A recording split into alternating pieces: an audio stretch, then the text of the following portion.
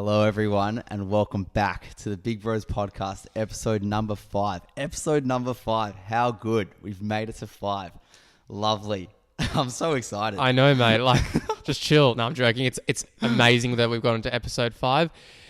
Jeremy, how are you? I'm good, mate. I'm good. More importantly, how are you, Ilan? I'm very well, but even more important than that, There we go, fellas. we have our first guest of the Big Bros Podcast, and his name is Sam. Sam, first of all, are we even good mates? Are we, guys? Oh, just about. Just about. Known each other for a couple of years. Just about my best mates, I could say.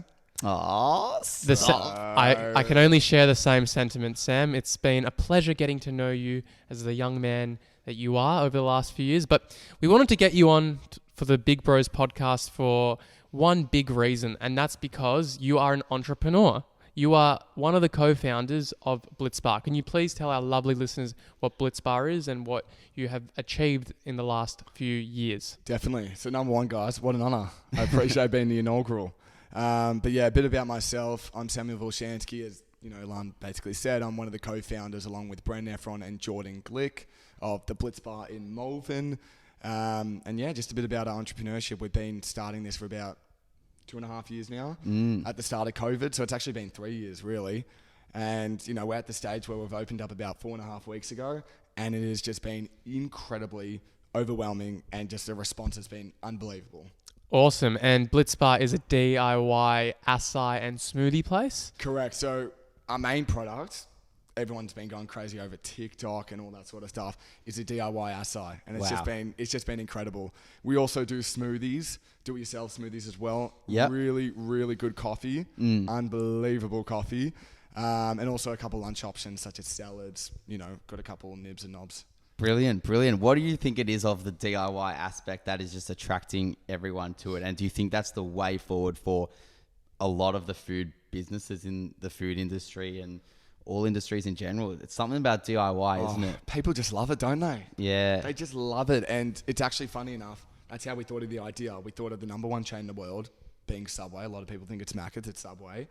And yeah, they've just had an enormous success worldwide. Being able to choose your own options, spinach instead of chicken and chicken instead of beef. Yeah. It's so customizable. It's so personable. You can never have a bad experience because you're putting what you like. Yeah. Brilliant. And thanks to the success of Subway, you know, popped up Blitz Bar. There you Do go. it yourself acai. Nice Mate, little inspiration. That is fantastic. I want to strip it back a little bit.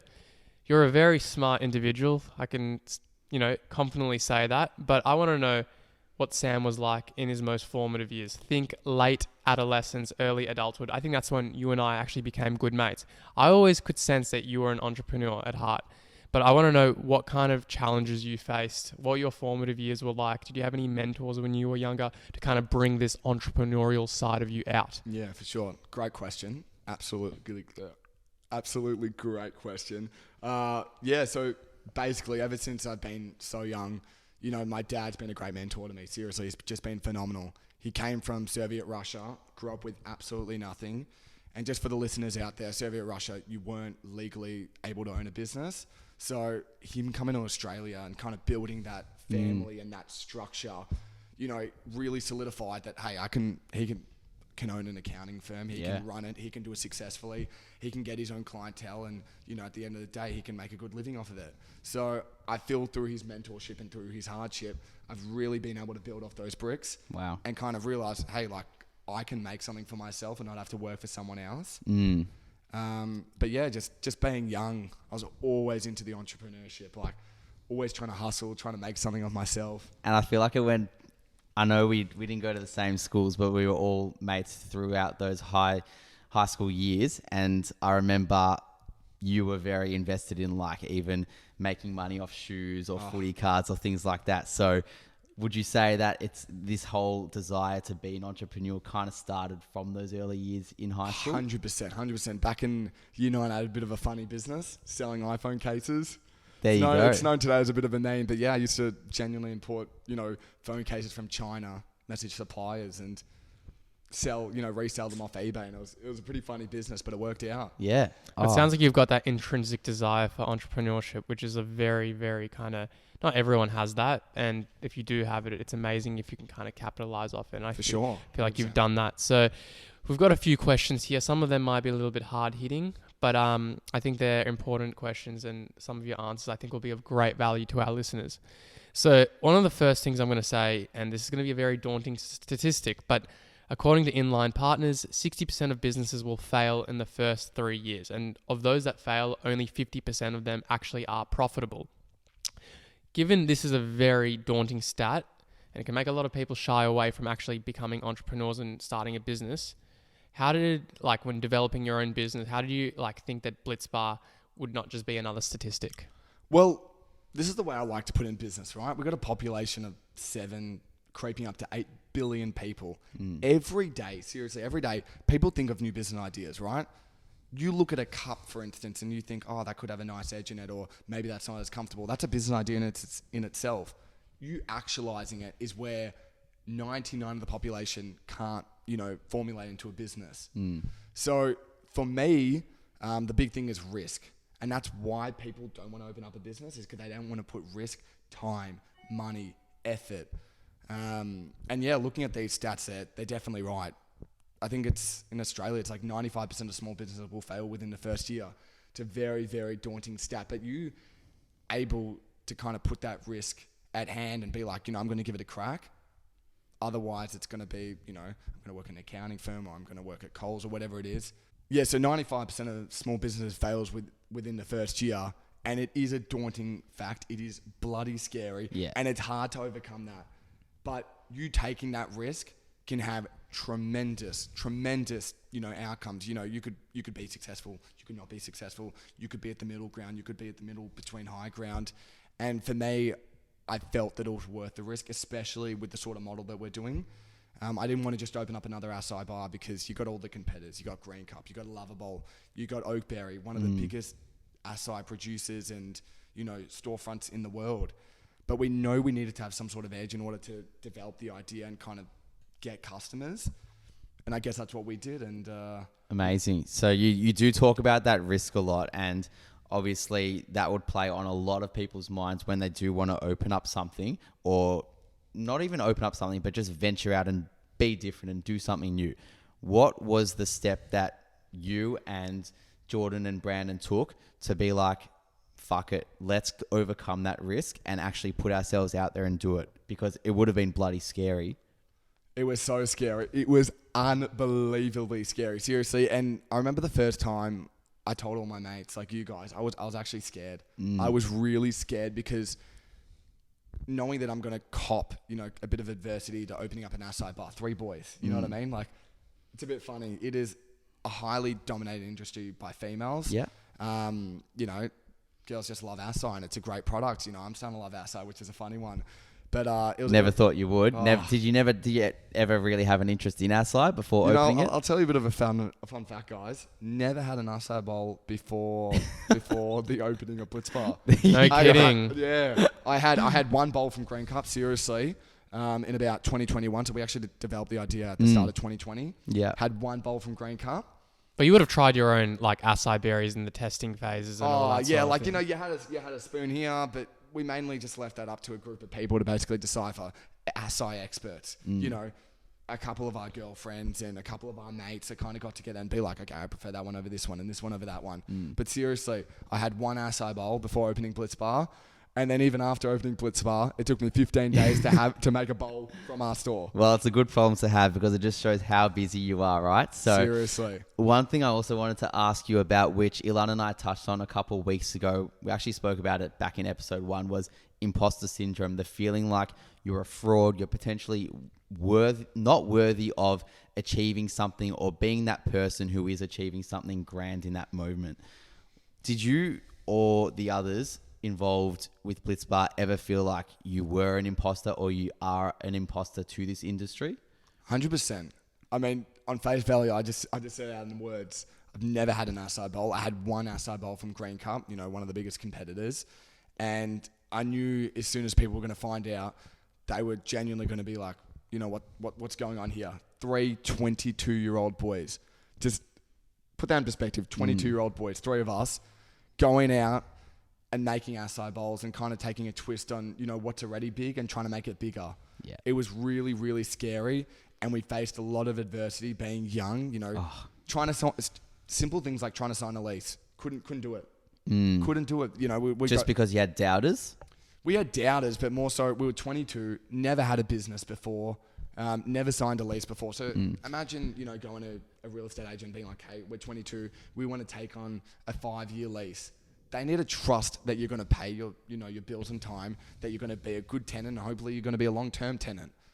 We have no backing history to being 22 years old to kind of say, yeah, we can back ourselves up. Here's the evidence. So that imposter syndrome was definitely a real thing, and it was scary. But how did you overcome that then? Because everyone's going to feel imposter syndrome when they pursue something new, especially as grand as opening up a business, especially if you've never done it before. But what kind of things which kind of discussions did you have amongst, Brandon and Jordan to be like, hey guys, despite the fact that we're feeling like, we might be frauds at this, we've never done anything like that. What kind of messaging did you guys have amongst one another where you're like, you know what, doesn't matter, we'll still get it done? Well, to be honest, it was more like as we invested more time and more money, the pool was already too deep. We couldn't get out of the pool. So, if we were to leave at that point, we'd have lost all our time, all our money, and we forced ourselves to kind of overcome these hurdles. And it was a lot. It took us, as I said, started 2020. It's 2023 now, March. 3 years and a bit, we just had to keep pushing, keep developing the idea. And, some people shut us down, not even some, a lot. People didn't believe that, this was going to happen. And, real estate agents didn't take us seriously. Suppliers didn't take us seriously. But when we were that deep, we found a way to make it work. On one hand, though, the fact that this started in COVID is, in a sense, very admirable, because during COVID, a lot of people lost their businesses. A lot of people lost their financial means. But what you did during COVID is you kind of, although you didn't have a business that you lost prior, you wanted to develop a product that would come alive after COVID. So you used kind of those lockdown days to really kind of hunker down and develop a product. And that's something that I just found not just fascinating, but admirable, because that was a very, very difficult time. And definitely, lockdown was difficult for myself, for Jeremy, for all my close friends, including yourself. But just to reiterate the point, it's not an easy thing to just decide, you know what, I'm going to take on a project, especially during a time that was so kind of dark and dim. And just touching on that, for me, during COVID, I'm a person, I can't sit around during the day. I need to be doing something, whether it's twiddling my thumbs, whether it's, going for a kick at the park like we did every day. Oh, how good were the kicks at the park? So good. So good. Mate. Oh, jeez. Such nostalgia. But only for an hour, because that's what the lockdown law said. We kept it to the 60-minute clock. Yeah. And then you'd go back with the boys, and you know what? Like we'd be there for that hour, and then a lot of the time you'd be saying to us, oh, boys, just got to get back home now and get stuck into business. And you know what? I feel like we always respected that, and we were always like, yeah, go chase that. But at the same time, I'm sure that you probably came across so many people that were like, oh, shut up. What are you talking about? This is just a big song and dance. And you copped a lot of criticism. A lot of criticism. How did you overcome that?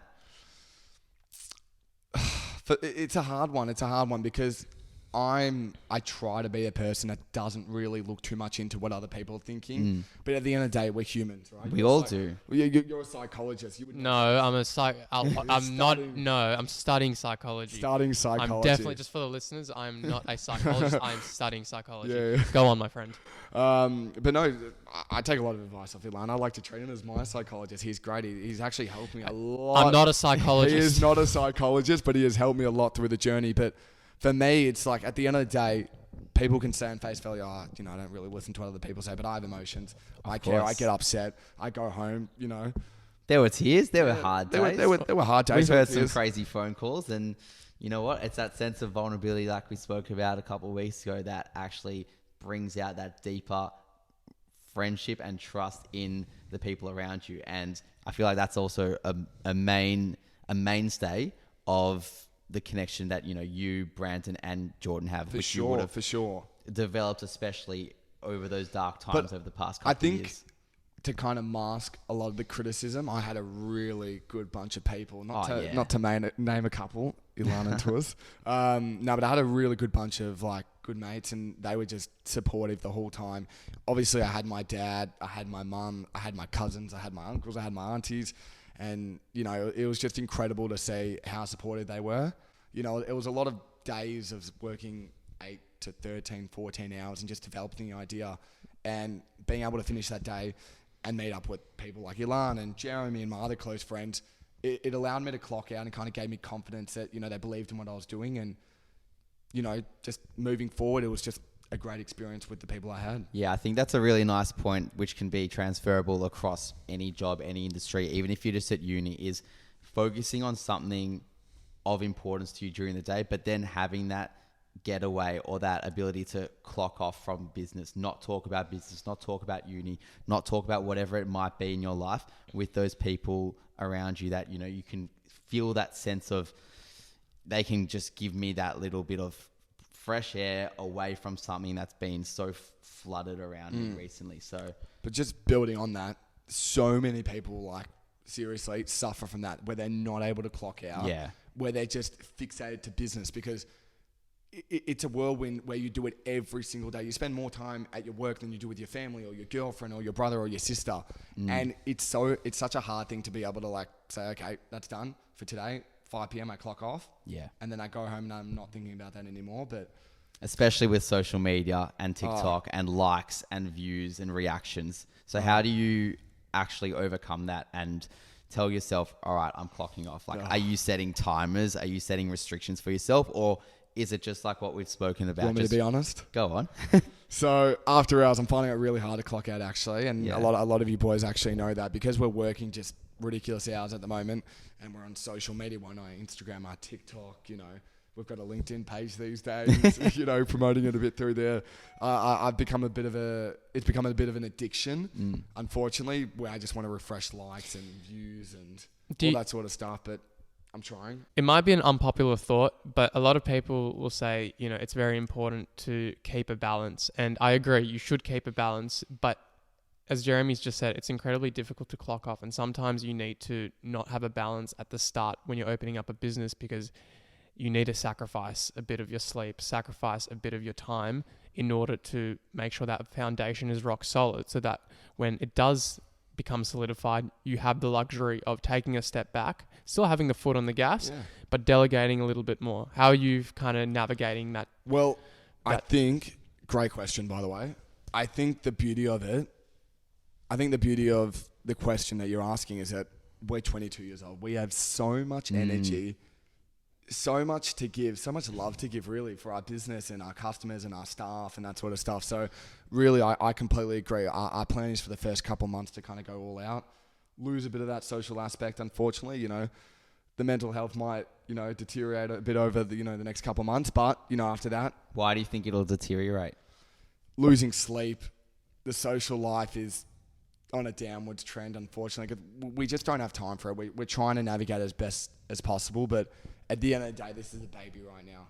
It is as small as anything. This is a 15-week-old pup as we speak. You know, maybe when we get to the 2-month point, that's when we can start letting off the gas. And credit to the staff at Blitz Bar. Shout out, by the way. They've just been absolutely phenomenal. We've hired about 20 people. I think it's 21 in the books at the moment. And they've just been unbelievable. Amazing, friendly. Every time I try to I try and make a habit of getting a coffee most days from you guys, and the staff are always smiling, so welcoming. Shout out to your incredible baristas, because I'm not just saying this because he's one of my best mates, but I'm a bit of a coffee snob, and for me, I judge a good magic. I know what a good magic is. What a good magic is. I know what a good coffee is, and I'm telling you right now, Blitz Bar. For what it's worth, they've got amazing smoothies and acai bowls, but they also have unreal coffee. We appreciate that. And that's one of the intricacies, I guess, that I reckon that the listeners would love to hear more about, is how do you actually decide what to choose in the end? And it might sound like a really daft and simple question, but this is where you're devoting all of that time, all those 13-hour days, which you were doing during COVID, and why this took like 2 years to actually develop is because I'm sure you're sitting there and you're probably saying to yourself, all right, today's Tuesday. what chairs are we going to have in the shop, right? So I guess it's all those little intricacies that need to be thought about. So would you mind like elaborating on that and telling us like what are those intricacies and what were the challenges that you had to face when, you know, actually deciding on them? Well, I think one of the more important things is that it's not always draining. It's great. Some people love picking chairs. Some people love picking the leather, you know, the leather on the bunket seatings. I'm being serious. We love the chairs. Yeah. Yeah. What else do you love? Like, we love the marble. The marble, the artwork. The artwork. I love your plants. courtyard, the umbrella. But nah, just it's something that's it's fun. It's fun, and you know, some days I got up and I was excited.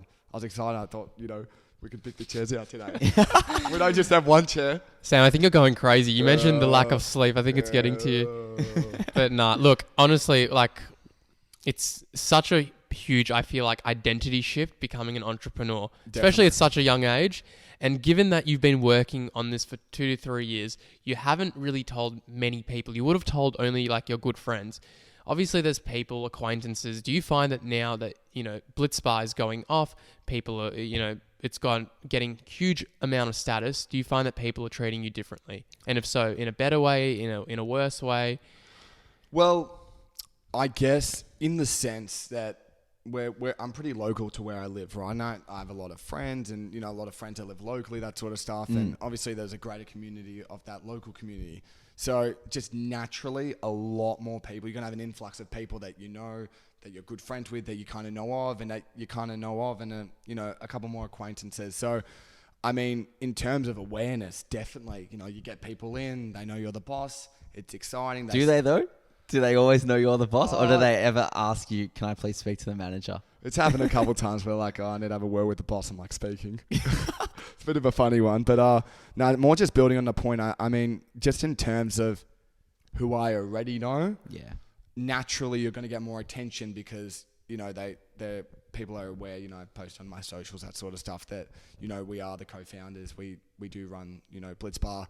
So from a natural perspective, and the awareness point of view, definitely people are being friendlier, they're being nicer. They're seeing how I am, they're seeing how you've been, how's the opening, and it's been great. Seriously, I've really enjoyed, you know, just the interactions.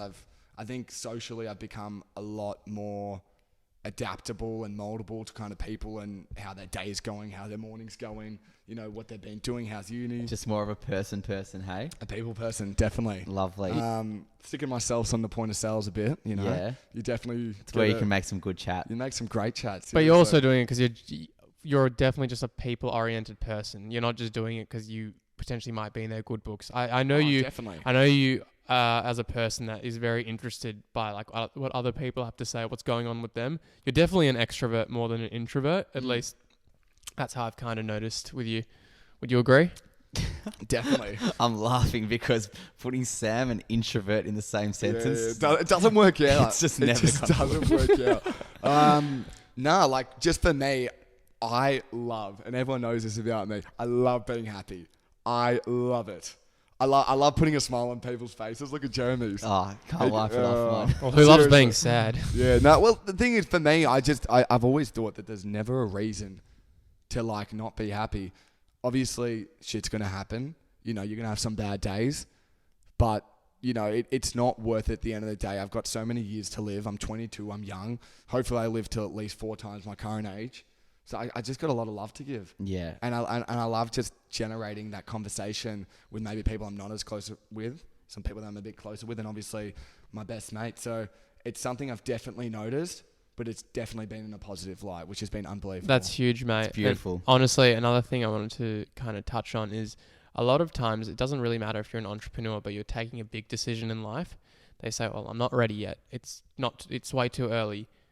For yourself, was there ever a point where you're like, we're ready? Or even when you had everything sorted, you just couldn't get rid of that feeling of like preparation? Elaborate. My elaboration is, did you feel ready when you opened up Blitz Bar?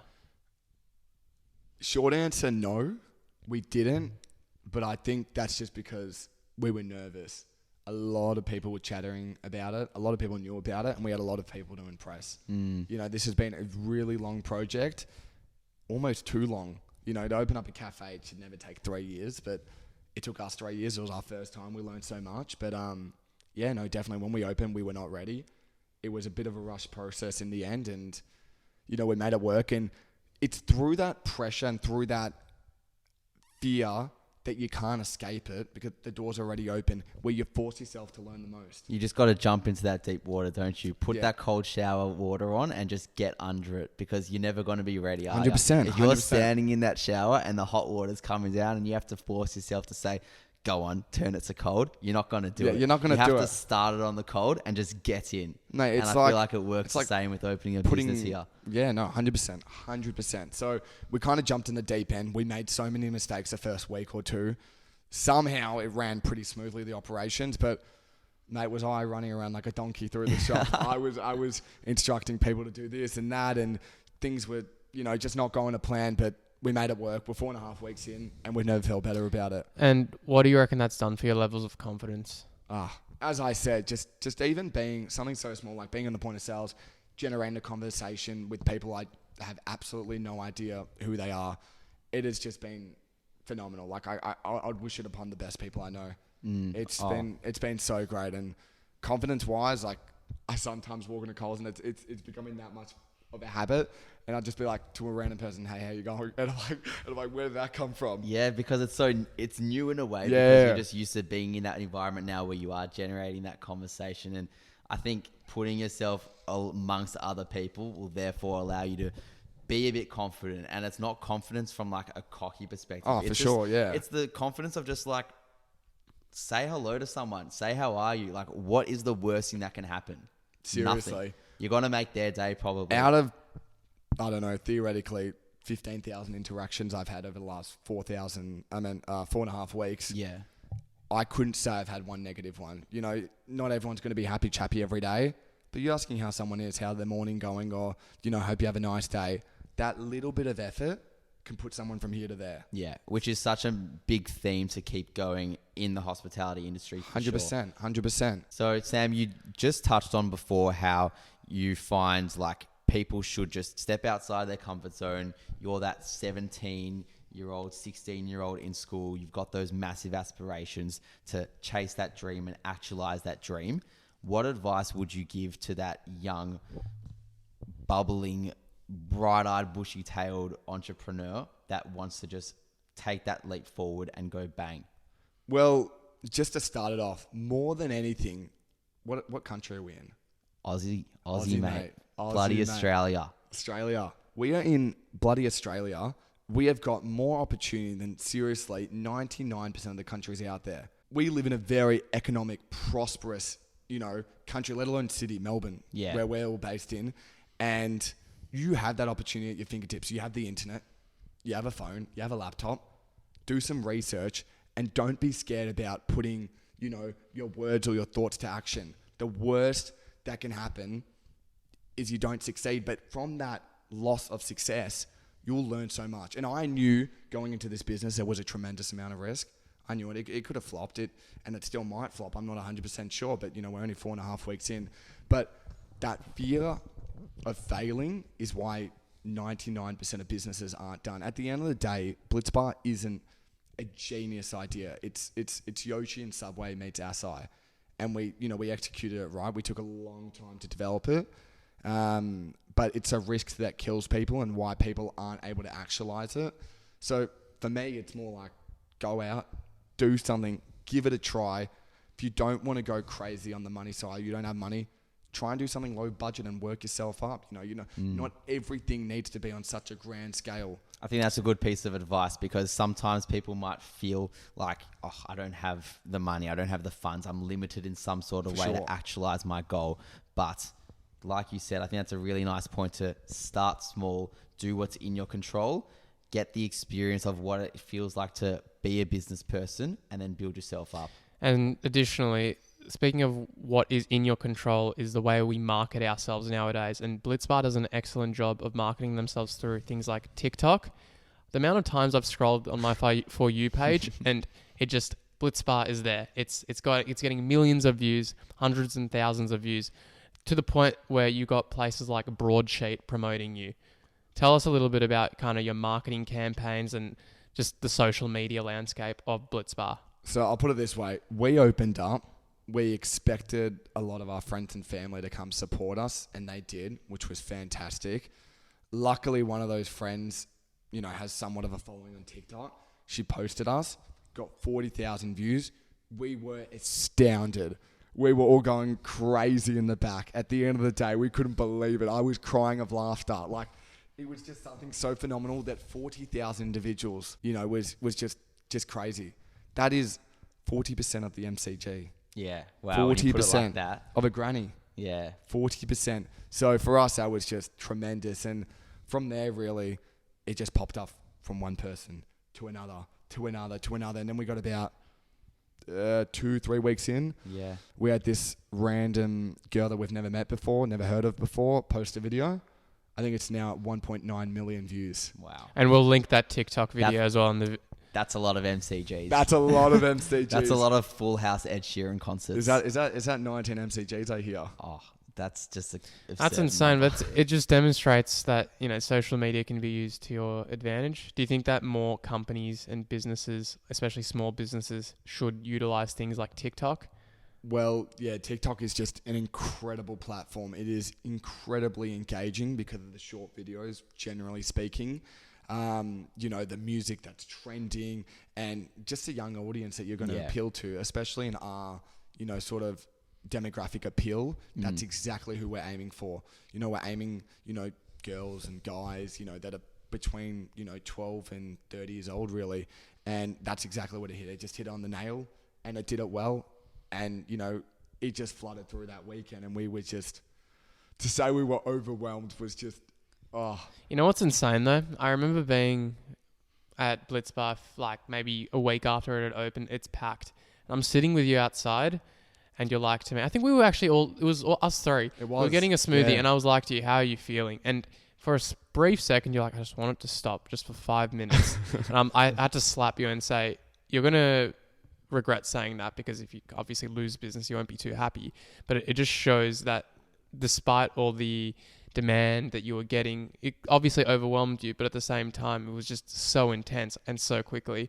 I just wanted you to kind of like savor that moment, savor that feeling of being overwhelmed because it was a sign of what was happening, which was just a huge kind of influx of sales. Definitely. Status. It was a very insane period. Being in that present moment because like in business especially, there's always that chase to, you know, what's next, let's develop something new when we posting that next video. So I feel like that moment was really nice because we were sitting there having a coffee and Sam was saying to us like, God, like I just need this to stop for a moment because it's just too much to handle. But I actually remember I was like, we were sitting down in the corner, one of the corner tables, and I was looking around and I was just laughing. I'm like, all these people have come to try our product and they're loving it. And it was just a bizarre feeling to know that like during COVID, we start an idea, we opened up, people are loving it and they're getting excited about it. And it was just a really nice, warm feeling. And I had a bit of a laugh about it. yeah. And you know, that's, I think, another reason why Jeremy and I love you so much as a friend is that a lot of people, when they do well at something or they get fame or status, they tend to forget who their true friends are. And something that I know for a fact will never happen with you is you'll always know where you've come from. You'll know and appreciate are the your famous friends. ones, big bros. Maybe one day, but that just shows your character. And I can say the exact same thing about Jordan and Brandon. You're all very much have amazing values. You're authentic individuals. And at the end of the day, you've decided to invest all your time, money and energy into a single vision. And that's worthy of a lot of admiration, mate. And I think something beautiful just on that as well is like, obviously money is a massive aspect when focusing on a business and looking to create a business. You know, you'll naturally be driven by money, but I feel like you've majority of the time, if not the entire time, you've said to us that you just love the feeling of like making people happy. You love seeing smiles on their faces. How good is that, guys? It's knowing that, you know, they're sitting there, they're enjoying this product. They're around their good mates. They're having a laugh. It's the absolute rawness of emotion of just like that gratitude to know that you're doing something for the greater good of others. And I think that's a bigger driving force than money at the end of the day. You know, for sure, 100%. I'll tell you something. So more on top of the DIY aspect, the reason why we were so fond of this idea and felt so good about it is because unlike Yochi, let's say, a do-it-yourself sort of yogurt bar, they serve M&Ms, chocolate, sour snakes, all sorts of stuff. Our whole array of ingredients are healthy, and we seriously promote a lot of our ingredients are naturally organic. All of our coffee items are amongst chai, our organic hot chocolate, our coffee beans, but more so for the acai, we serve everything in its rawest form possible. We don't serve any clusters or anything mixed with any sugars or anything. So it's something that I feel really good about, that people can enjoy our product, but not guilt-free. It's guilt-free, seriously. It is guilt-free, and people can enjoy it in the rawest form and be like, bloody hell, this is a good acai bowl.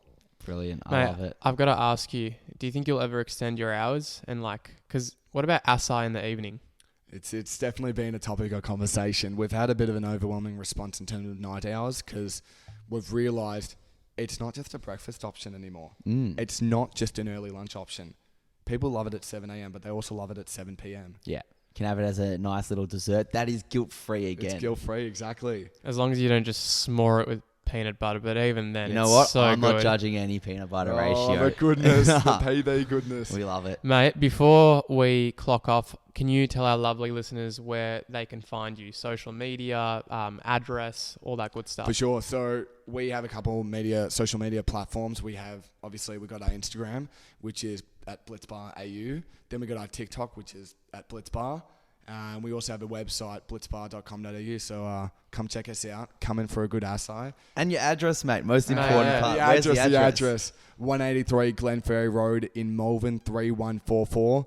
We'd love it if you come down for an acai bowl, for a coffee, even for a smoothie or a good lunch option. I strongly recommend the Mango Blast. The Mango Blast, that is not an option. It's called the Passion Mango. You know, it all sounds the same to me, but what's the mango one called? The Passion Mango. Number one Passion seller. Mango. Yeah, it's Number very, very one good. smoothie seller. Get around it. Well, Sam, it's been lovely to have you on. It's been an absolute honour. Given all of us a lovely insight into all things business and all things dreaming, entrepreneurship, happiness, everything. It's been a lovely chat. Obviously, we will throw down all the social media in the show notes down below. Anything you wanted to add, Ilan, before we wrap up? No, I just wanted to say I've thoroughly enjoyed this chat. I know this will be one of many times that we have you on. Maybe next time we'll have Brandon on as well and Jordan. But yeah, I'm just want to say from the bottom of my heart how proud I am of you, how hard you've worked. Just fills me with joy to see how well this is going. Guys, if you've loved and enjoyed this episode, I'll just ask that you subscribe, and if you could just rate us 5 stars. We're also on Instagram and TikTok. All our show notes will be available down below. Just once again, thanks guys. This was unbelievable. And the content that you guys have been delivering in the last 4 episodes has just been phenomenal. Oh, appreciate it, mate. Seriously, I wish these boys only the best. And I'm really proud to call them, 2 of my best mates. Aren't we lucky? Aren't we lucky to be surrounded by a lovely bunch of young men? Alrighty. Thanks guys for listening. We hope you enjoyed, and we'll see you next week. Bye for now.